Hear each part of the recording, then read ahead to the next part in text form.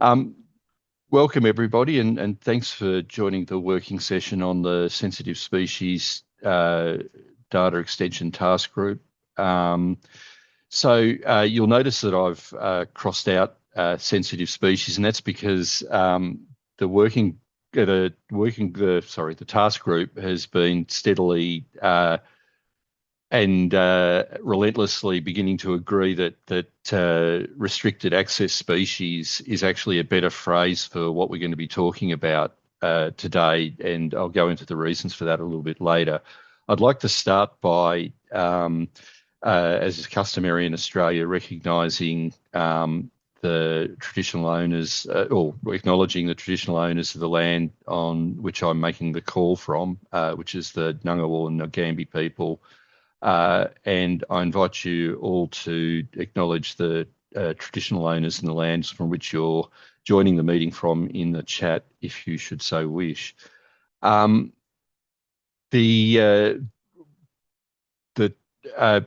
presenters today will actually only be myself and Simon.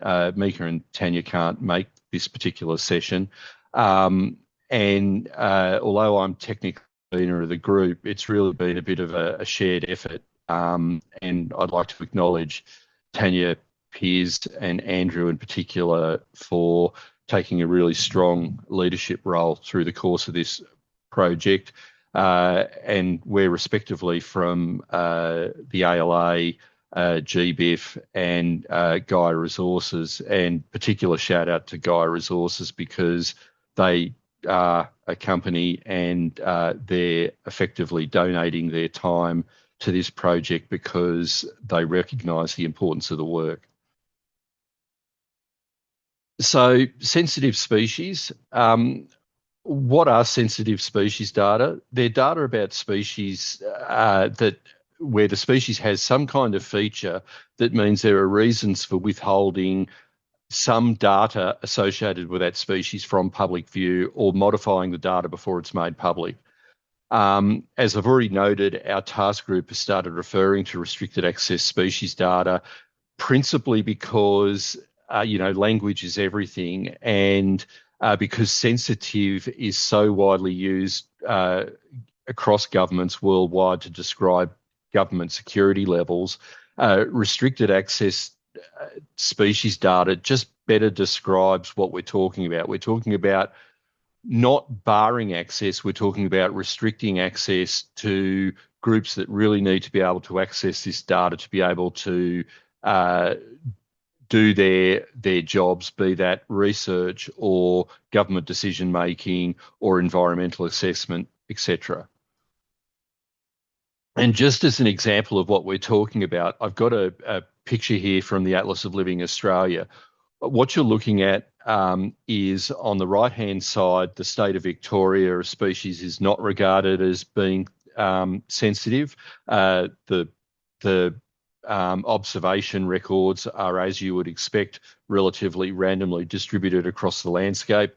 But on the left of the map in South Australia, another state of Australia, the species is sensitive, and the records have been generalised to a 10-kilometre grid, and that is very obvious from the data.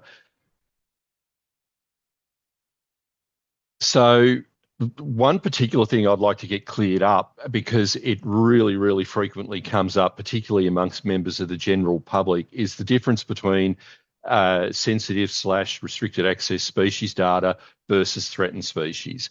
And there is a difference. Members of the public are often quite surprised to find out that all threatened species records aren't hidden. But I think there's very good reasons for actually teasing the definition of these things apart. A restricted access species or a sensitive species should really be treated as such because it has some aspect to it that means that the data shouldn't be in the public estate in full. It might be, so it could be a rare species, it could even be a common species, but it's a species whose appearance, management, value, habits, cultural significance, or even evasiveness make their locality information or some other part of the metadata sensitive. Threatened species, however, are species that have been assessed for their conservation status and determined to be threatened, most frequently under legislation, but also under categories such as IUCN. So what are restricted access species data reasons? And really from now on, I'm going to start talking about RASD rather than sensitive, just to reduce verbiage. So I'm not going to go through all of these categories, but I'd like to pull out a couple because Simon's going to be returning to them later on. So there are a very wide range of reasons why things could be sensitive. For example, Indigenous ecological knowledge or cultural importance more broadly can cause a record to be sensitive. So the example we're going to be using today is an instance where the specimen record is not sensitive. What is sensitive is the fact that the associated with it is a picture of rock art. And the rock art is something that that particular Indigenous group do not want shared in the public estate without permission. So it's this really interesting thing where the species record is not sensitive. It's culturally sensitive because of the associated information. Another really good example is associations with other taxa. And now what I mean about that is, particularly in the case of event data, you can have a plant survey where there might be a restricted access species present in the plot, but because you can use the other associated information from the plot to determine the presence of the restricted access species, it makes the entire event potentially restricted access. The third example I'm not going to go into here, but it's thinking about things like restricted environments that are sensitive from their very nature. So, for example, caves. So reasons that records might not be RASD. The first one is public availability of the data. The ALA gets approached relatively frequently by researchers being told that a particular species is sensitive and the data should be withdrawn. And then we point out to them that their description of the species, they've included the latitudes and longitudes for the species in the publicly available paper. And we say, look, we're not going to pull this data off the ALA, and we're not going to generalize it because the data is quite easily findable in the public estate anyway. So there is literally no point in making the record RASD. The second and third ones are actually sort of interrelated. So low risk life history stages or difficult to find. So low risk life history stages, you can have species like owls, which might be sensitive because their nest sites are sensitive. So they might be a species that does not like disturbance to its nest site. So therefore, its nest site is by definition RASD. On the other hand, you could have a wide-ranging bird that is threatened, so it's thinly dispersed over the landscape, but it has no actual life history stage associated with it that would cause it to be disturbed in a way that increases the level of threat to that species. And so that would be an example of a threatened species that there's just no earthly point in making it RASD. A difficult to find species can be a really interesting one. There are examples of frog species in Australia, for example, that call from under rocky scree slopes. You literally cannot find them because even using call triangulation, you just can't access the animal. And so there's, again, very little point in actually making those restricted access species. And lastly, the commonest cause of things being made RASD is risk of poaching. Not everything is at risk of poaching. There are particular groups that are attractive to collectors, and that does need to be taken into account in determination of things that are RASD. Really, the message that we're trying to give is that RASD is important, but the philosophy that we should all be taking to it is we should be shrink wrapping the definition of RASD around the things that are genuinely of concern, not taking a precautionary approach and just making everything RASD. So the RASD task group, or the sensitive species task group, arose out of a workshop at the 2023 TADWIG meeting. We agreed to develop a new Darwin Core extension that was based on an excellent report that GBIF funded by Arthur Chapman in 2020. And Arthur, in it, proposed a new Darwin Core extension and proposed some of the basic things that it needed to be covered. The workshop also agreed to define a set of sensitive fields similar to the picked lists for data sensitive reason defined in Chapman 2020. That's what basically generated this task group. As I've already said, the conveners have, and I won't go through that again, but I've already introduced us. And we've been lucky enough to have memberships that include representatives from government, university, data providers, and data aggregators from countries right around the world. So where's the task group up to? We first met in September 2024. We meet more or less monthly. We've had 11 meetings so far in total. We've got proposed vocabularies for RASD reasons and treatments. We've refined and given use cases from the task group from real-world examples. That's led to us forming two subgroups, one for Darwin Core Native or Darwin Core Archive, if you want to use GBIF language, and one for Darwin Core Data Package. And those subgroups have met 4 times to develop data models for each of those things. And Simon will be talking about those a bit later. And so we're now at the stage of the process where we're starting to prepare draft documentation for the TADWIG maintenance group. So, sorry, I am going to lose my voice in a moment. I'm going to pass over to Simon. So the Darwin Core RASD extension, the vocabs are applied in a one-to-many relationship. So the big thing that the task group has been working on is how we can extend what's available in existing Darwin Core, because certainly our experience at the ALA, where we have to apply restricted access species data categories from more than one data source to the same record, the existing system is very limited and it's very difficult to work with. The second issue, so having a vocab that enables you to apply a one-to-many relationship with a Darwin Core record or data set, similar to the measurement of fact. So what we're talking about is something that's similar to the measurement of fact Darwin Core extension, just to give you a picture in your mind. A RASD treatment needs a RASD reason. That's the way we've configured this extension. A RASD reason may require more than one treatment being applied, and a record may also have more than one RASD reason and therefore treatment being applied.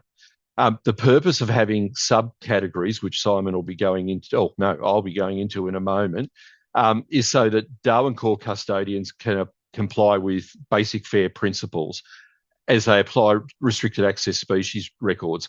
Because it's really important that if you're withholding a record, you're explaining why to the person who can't see the record. That's part of FAIR, and it's really important.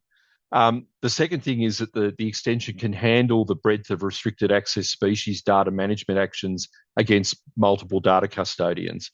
So that idea that you could have requests for restricted access from different authorities affecting the same record, but you can also need to, within a single record, potentially affect things like latitude and longitude, locality, or even taxon name. And you need to be able to indicate to a user that that data has been transformed. So RASD reasons, and I'm only going to go through these at very high level because our objective today was to really introduce what we're doing and then leave plenty of time for discussion. So the reasons for applying restrictions to the data and the categories that we're using are personal information privacy, and we've got several subcategories there. Sensitive location, so information about the location or habitat of a species, which places the species at risk if data is not either withheld or generalised. Again, we've got a wide range of categories there. Biosecurity risk species, and I will mention this one in particular because it did crop up in our session last night. So a biosecurity risk species, the reason why a biosecurity species can be sensitive is principally for species that do not occur in a country but are on a biosecurity watch list. And what we find in Australia that quite frequently institutions have records of species that don't occur in Australia. So a classic example for Australia would have been varroa mite, which only recently invaded Australia in the last 2 years. Prior to that, there were records of varroa mite in Australia, not because it actually occurred in Australia, but because it had been seized at ports of entry. Those records were really sensitive because the honey trade in Australia wanted to emphasise the fact that Australia was varroa free. So it was really important from a trade and economics perspective that the locational information that suggested the species occurred in Australia when it didn't were really important to withhold. The next one is species attributes. So where species attribute information is perceived to be restricted access. So things like taxonomic uncertainty or physical attributes of the record, such as the image issues that I was talking about earlier. Usage restrictions, so legal or non-legal usage requirements. So non-legal, a really good example would be someone with PhD data that they didn't want the data made public until after publication of the PhD. Legal contract reasons might be where an environmental consultant has supplied data to someone. They're happy for the data to be used for environmental assessment, but they don't want to make it publicly available. And lastly, First Nations cultural significance there can be a whole range of things there. We've tried to leave that very open because cultural sensitivity is very much about consultation, and we can't predict what that might involve. All we've tried to do is create categories that enable organisations to indicate that it's important. With regards to RASD treatments, we've tried to leave a palette of treatment options open for data custodians. So that includes obfuscating coordinates, so either truncating coordinates, replacing coordinates with grids, randomizing coordinates within polygons, etc. Generalizing attributes, so you may wish to replace fields with more general information. Generalizing date to month, year, and decade. That can be particularly important for event information where you may wish to generalize a plot because of the presence of a restricted access species. And as an event of and withholding data. So withholding attributes, data sets, in records or entire data sets. It gives us the ability to tell another user of our data how we've modified or withheld a record. And Simon, at that point, I think I'm passing over to you. Yes. Now, I will say that a lot of this work and all the very good diagrams in this have been done by Mieke. The work that she has done on the Darwin Core package work and all the detailed technical work was done by Mieke, but I will be trying to cover that. So really, these slides are showing that we have moved along to that where we are in the process of actually writing up the technical documents in technical language. Wow, I'm really hitting this one out of the park. Um, so we have the restricted species access data and the schemas. Next slide, please, Cam. So just a bit of a review. We have the two models that we have taken. We have the Darwin core native on the left, which is the star schema. So in that sense, the restricted access data extension will hang off an occurrence or an event core, is how we've looked at it from that perspective as an extension. On the right is the Darwin core data package, where we have more flexibility and more different ways of accessing and relating the data. Um, what you'll see if we get to the examples is that the Darwin core native is a lot more verbose because we're repeating treatments, whereas in the data package you can relate multiple records to the same treatment where they have the same cause. Next slide, please, Cam. So this is an example of once again the work of actually pulling it into a more machine readable format for the RASD schema with the treatment fields and the treatment ID, which treatments are being applied. So that work's being done. Cam, if you would. Sorry, I'm just aware of the time. So where we've gotten to in terms of what is involved in explaining or for the extension is, and I'll emphasize that what we're doing is we're not providing a recipe of what needs to be done under certain situations for certain data. This is all about describing what has been done to the data or what potentially should be done to the data, should have been done to the data, according to other principles or statutory requirements or those legal requirements, as Cam mentioned. So you have the treatment ID, which is just an identifier for the treatment. The field that's being treated, so if a particular field has been affected, so for example, if you're doing generalizing coordinates, the decimal latitude and longitude would be the field. If you're withholding a record, the treatment field would be blank because it's the whole record. The reason out of those reasons that Cam went through, the treatment type out of those types, and then treatment description where you can actually have a more verbose description of what's been applied. So if it's a coordinate generalization, you can say that it's been generalized to 2 kilometers or it's the center of a particular centroid. We have treatment start date and end date. So this is more around, this is useful where data has been embargoed. So it might be that PhD example that Cam mentioned earlier, where the data is embargoed until after the PhD is published. So you can have some information coming out of a data set that will be available after a certain date. The treatment organization is the organization that's requested the treatment, whether that's a state authority or a researcher. And then the treatment in effect is an indicator that if this treatment has been applied to the record. So that is useful in the case where you might have multiple treatments, depending on the multiple requirements from multiple sources with different levels of treatment required. And that will tell you which one has sort of trumped all the rest. Next slide, please, Cam. So this is just for an example of the Darwin core data package example where you would have the core data, whether it's an occurrence record or an event. Then the center gray square is the relationship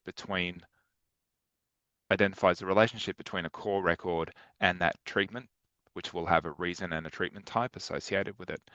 For the Darwin core native, effectively all of the right-hand side beyond the core is combined into the extension rather than being separate classes or tables. Next slide, please, Cam. Okay, so at this point, actually, I think we will just pause for a moment before we actually get into talking about case studies because we've already gone for half an hour and just wanted to see if there's any questions before we continue, or even, so that we can address particular issues that are shown in the examples. Chat. Do we have a link to the schemas? I don't at the moment, John, but we can provide. I'll speak to Mieke and get those particular details. Unless Cam, you have a link. Not not with not on me, as it were. Not to hand, shall we say? Yeah. We can share it after the presentation. Sorry.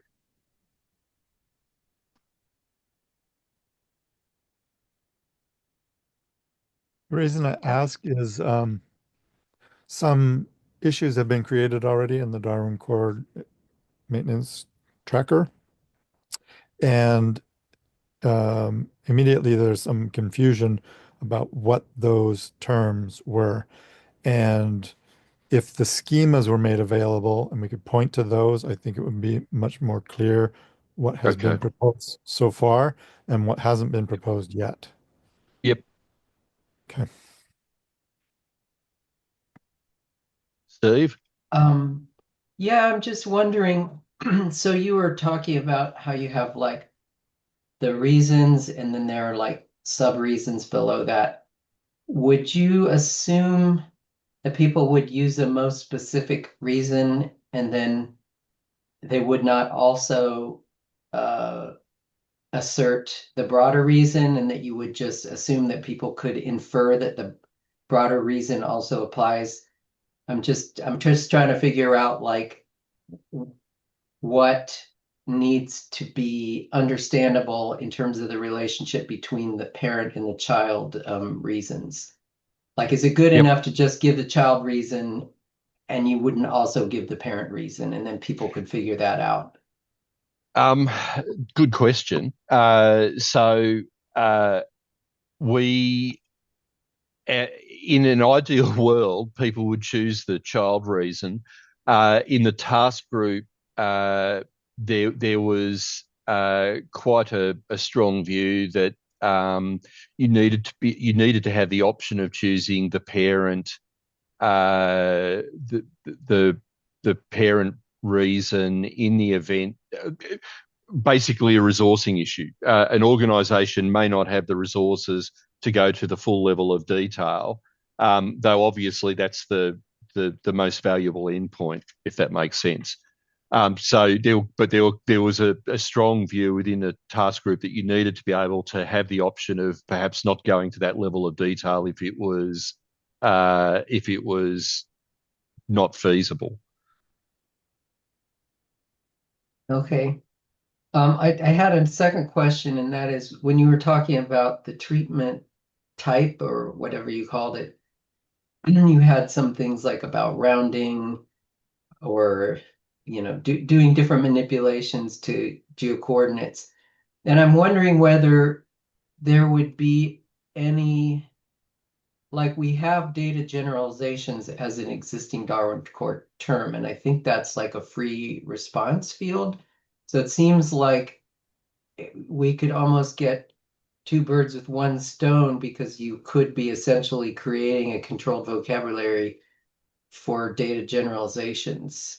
Have you thought about that, or has that been discussed? I don't know, John, do you have, has this popped into your head? Yeah, data generalizations is one of those kind of terms that was meant as a catch-all for things that couldn't be done in a specific way. And so I think in this work that's being done here, they can be separated into their parts. Kind of like the dynamic properties were a cheap way to do measurements or facts. And so here I think that they've gone further and are able to designate things better, whereas the data generalizations thing is more like a comment on a specific subject. So if you have more information, you would just go ahead and instantiate a treatment instance and not bother to try to do something complicated with data generalizations then. Exactly. Or you might, this may come up in a public review. It may be that the treatment itself, the treatment description, could use the data generalizations field. It's not different from it, but that's a detail. The point is that they've done a good job in identifying what's needed to be separated and captured, and whether that already exists as a term and we could abscond with an old term is kind of beside the point at the moment, I think. Simon, did you want to throw in, just from the perspective of having to try to use data generalization in the ALA and the limitations of it? Oh, yeah, I think there's a couple of things that when we're dealing with the restricted access species, and what we are trying to do is, I think it's always about making it as clear as possible what has been done to the data, and being precise as possible. So, for example, let's say we're looking at a species. So we generally deal with, in the ALA, species lists, as Cam showed in that first slide, from a state level. So different states will have different species that they want generalized to different amounts. But one aspect of that is that the generalized location as a treatment is part of the idea. So it needs to be obfuscate. It's early. The location of a species. It's going to have a few things. Part of which is, okay, we're going to generalize the coordinates, the latitude and longitude. They're generalized to 10 kilometers. So effectively we lop off decimal points and that ends up as a grid. But as well as that, as part of that treatment too, is we withhold location remarks. So there's different treatments effectively occurring for different fields for the same reason. And when you've got a lot of that going on, it's sort of hard to put into a single field. We've expanded it out. The other thing that we talked about, and this is in the effect, is that you may have multiple treatments that should be applied to a record. So, for example, if a research student is doing, say a PhD student is doing work on a species that is considered sensitive by the state, and while a set of records have come across in general, those records have been withheld under an agreement to say, look, they've been embargoed until this date. So if we just put those in, someone looking at that data goes, okay, well, I'll be able to access it after that date. I just have to wait.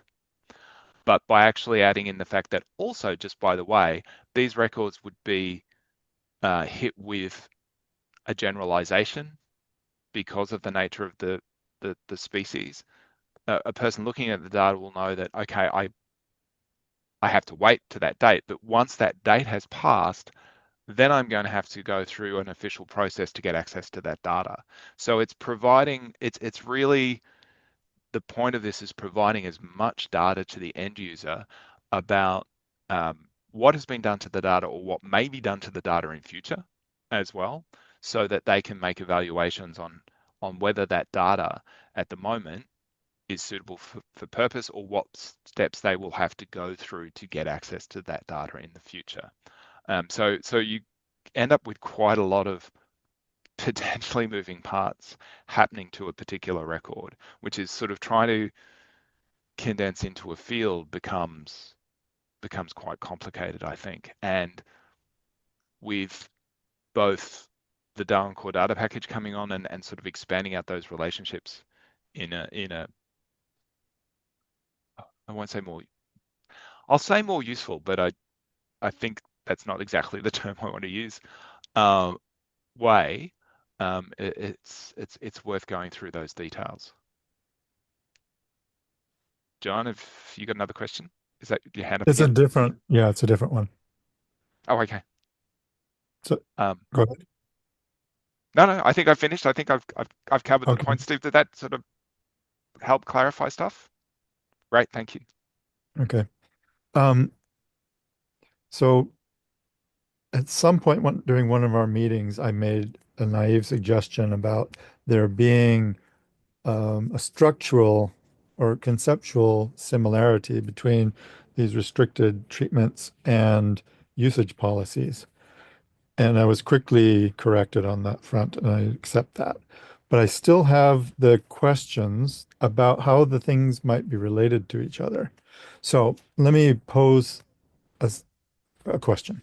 Would you ever expect to have a treatment that did nothing to the data, but rather made an awareness that there was, in fact, a usage policy having to do with indigenous rights? They're not restricting anything, but they want you to know how you should use it. And they would be able to state that. I mean, I ask because I would want to be able to point people in the direction of where to go to find out how data should be used. Steve, sorry, John, I think my answer to that is yes, because we don't have anything currently in the AL. Well, sorry, I can give you two examples. So the first one would be we're currently in discussions with an Indigenous group that has, and obviously this is part of our ongoing broader discussions on care in the ALA. But this particular group really wants to encourage research in their traditional lands, but equally wants to be aware of what's happening. So they're not, and this is kind of a weird thing. So they don't want to restrict access to the data.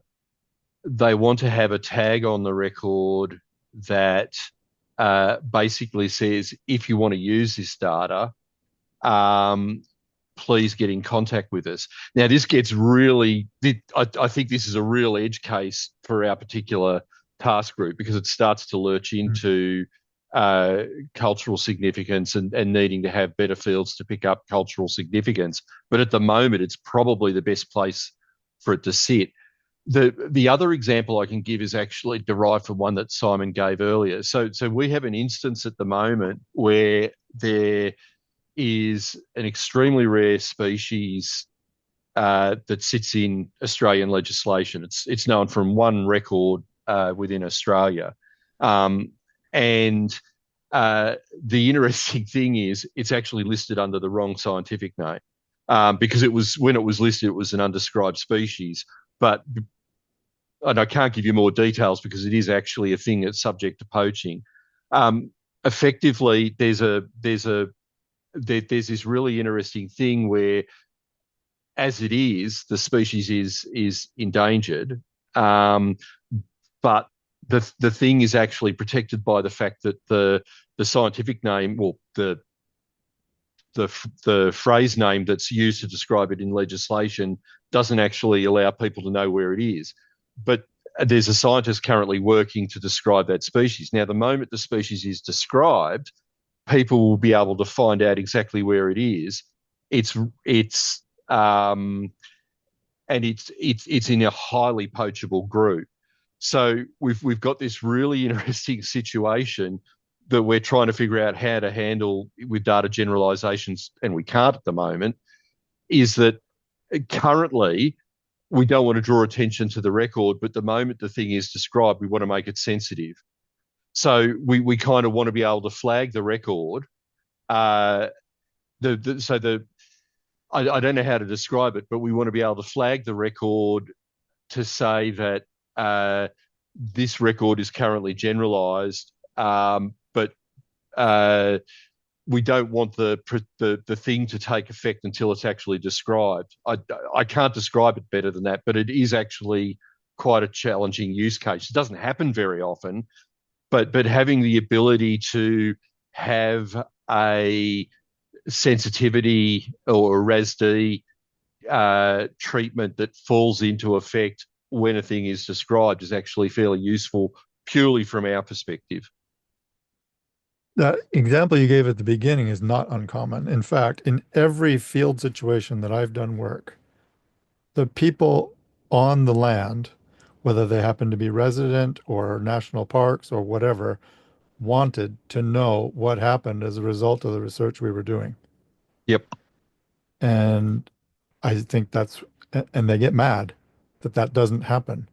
And that Yes. becomes a restricting factor. It's like, no, nobody ever tells us what they're doing. You can't work here. Yep. So,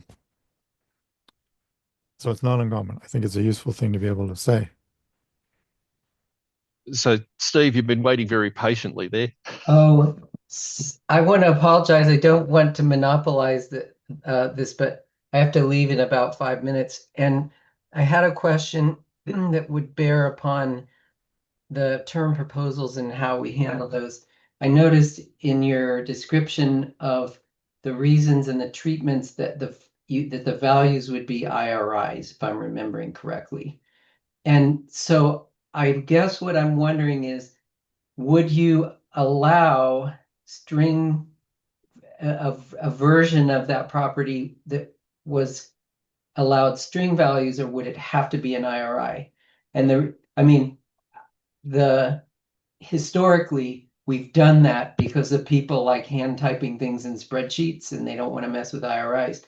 The optimal thing I think would be to make this be a SCOS concept, which has an IRI, and then you would have the possibilities of preferred labels in a whole bunch of different languages, because like it would be advantageous for this to be multilingual. And then they would put the IRI in, but that would sort of require a level of sophistication on the users that they would have to present people with pick lists or something like that. Because, well, generally we've made the IRIs opaque, like just using a number. And then, so if you do that, then you give people a pick list with the labels, they would pick the label they want, and then the IRI would get substituted in. But again, like a lot for people who are just sitting in front of an Excel spreadsheet, they're just like, tell me what to put in this cell. And so we also give them an option, like just put this string in here. No matter what language you're using, put this string in there and we'll know what you mean. So anyway, I'm just thinking about this from the standpoint of how we handle those term proposals and whether you intend to allow people to also use string values or if they must use an IRI. I think the intent was to allow them to use string values as well as the IRIs. So to have, as you say, it's the flexibility. You want people to be able to use the system, and that also goes back to the same reason why those levels are there of that Cam was saying is you want to give people, you don't want to make high barriers to entry where everyone is overworked and under the it's they don't have the you sort of don't want to go oh, you have to do it this way and create those barriers to entry. So I would say that we would be going for both.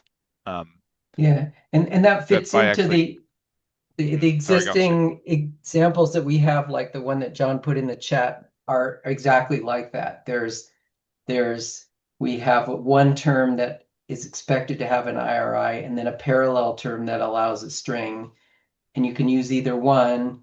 And then, but by having the semantics there, you can say that, like, for example, on your parent and child relationships, you could have, if it's expressed as like SCOS, you could say, well, we have this subcategory and it has a broader category, and then there would be a link to that.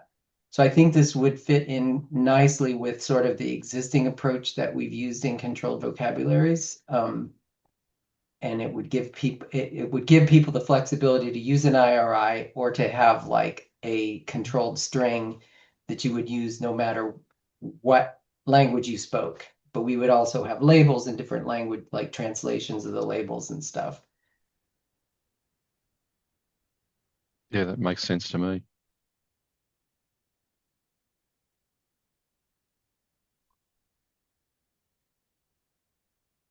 Any other questions or comments?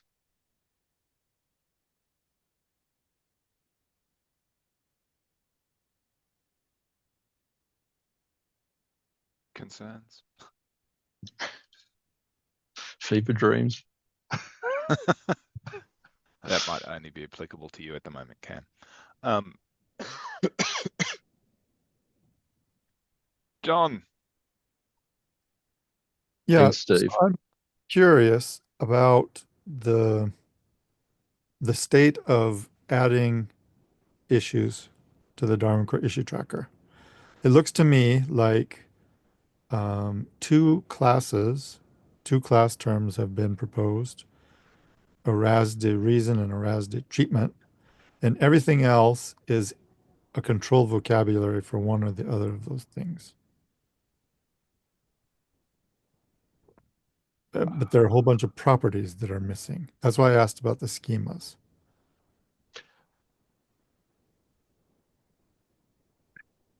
The silence is Do you deafening. want? Yeah, Cam. I think, John, that's purely because we haven't finished yet. Okay. Sorry, we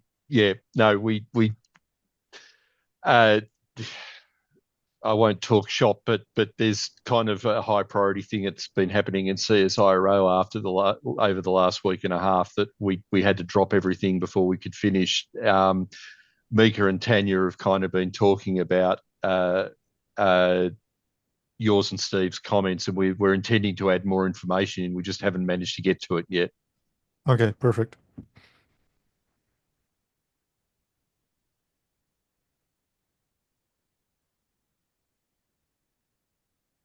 It sounds like the discussion and/or questions are drawing to a logical conclusion. I can have another one if you want. Oh, feel free. I will Go then. for it. If I'm free, Yep. I will.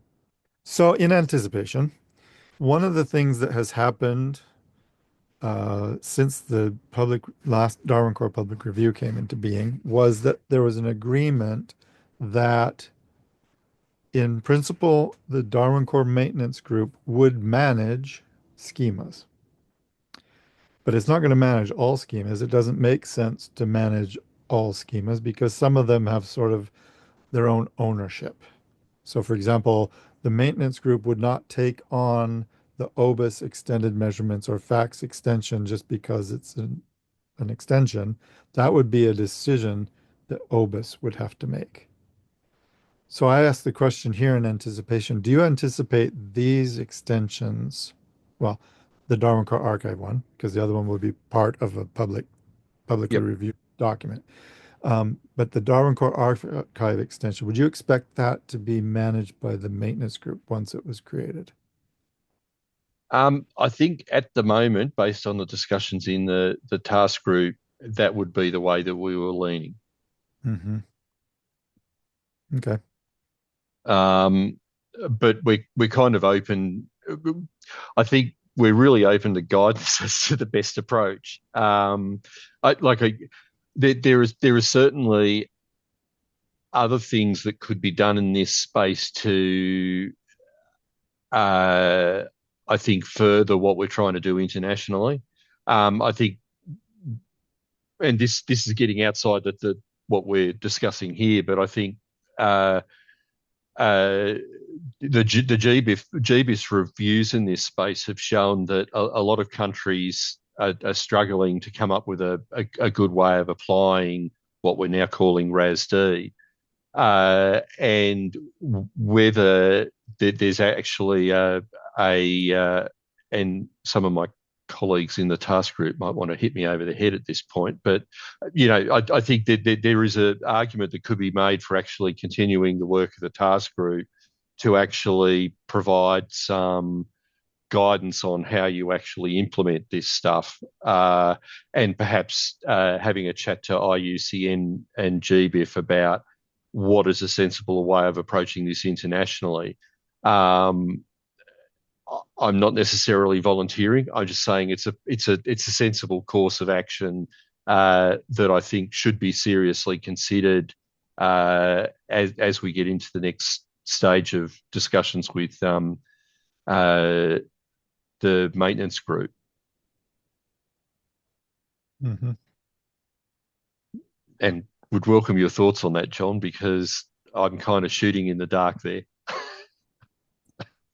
From the maintenance perspective, not global political perspective, there is a definite value to it being part of the standard. You can say it's part of a standard. That's in some sense only a subtle difference from saying it uses the Darwin Core standard, but it's not a part of it, because you never Yep. say it's not a part of it. That's how we've functioned now for how many? 20 some years. Yeah, No, yeah, no yeah. has been part of a standard for Darwin Core. That's going to change now. So all those cores that GBIF produced are going to be part of the standard and managed by the maintenance group, so that when a new term, a new property is created for an occurrence, it ends up in the right place in the schemas. Yep. And that whole process is subject to a public review. So it's all part of the machinery of TADRIG. And that is a separate but tangible benefit as well. Yep.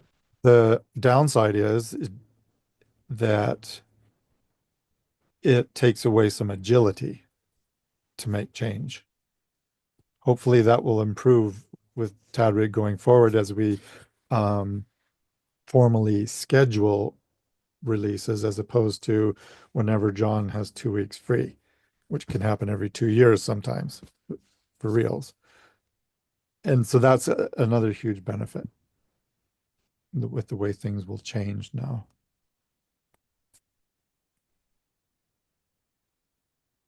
Thanks. I think. Oh, I was gonna add in. Sorry, just to throw something completely sort of unscripted to this too, and reflecting on questions that we got in the last presentation. I think there's this, as I've emphasized, kept emphasizing, this is describing what has been done to the data.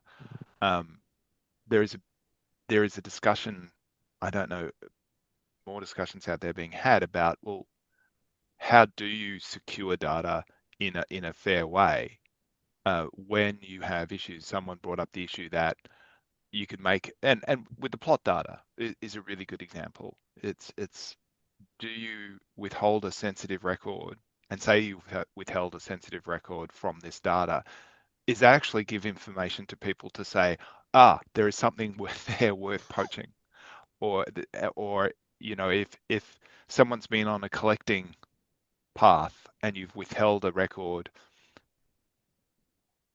Sorry, I'm just a bit concerned about Cam there.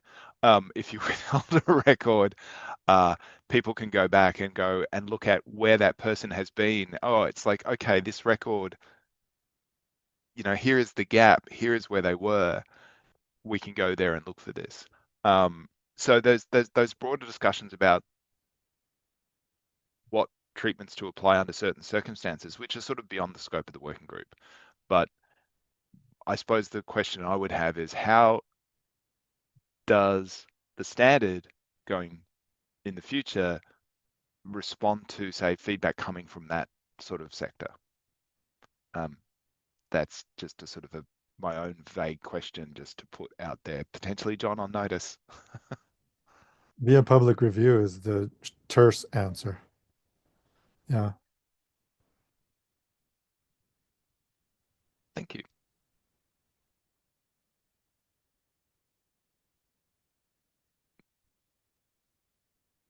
Were Well, you? Oh, sorry. Sorry. you Shush. can go ahead, go ahead. It's fine, Erica. Go. I was just gonna say I think we might be done here, but if you'd like to say a last farewell, I No, think I'd we're just like done to. here. I think this was great. Thank you for y- the presentation discussion. We'll give everyone 1 whole minute back in their days. Woohoo!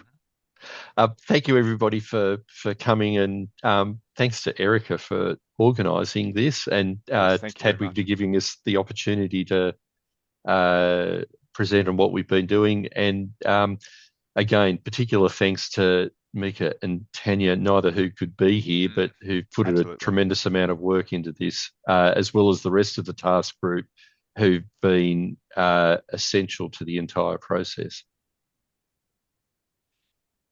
Thanks very much, folks.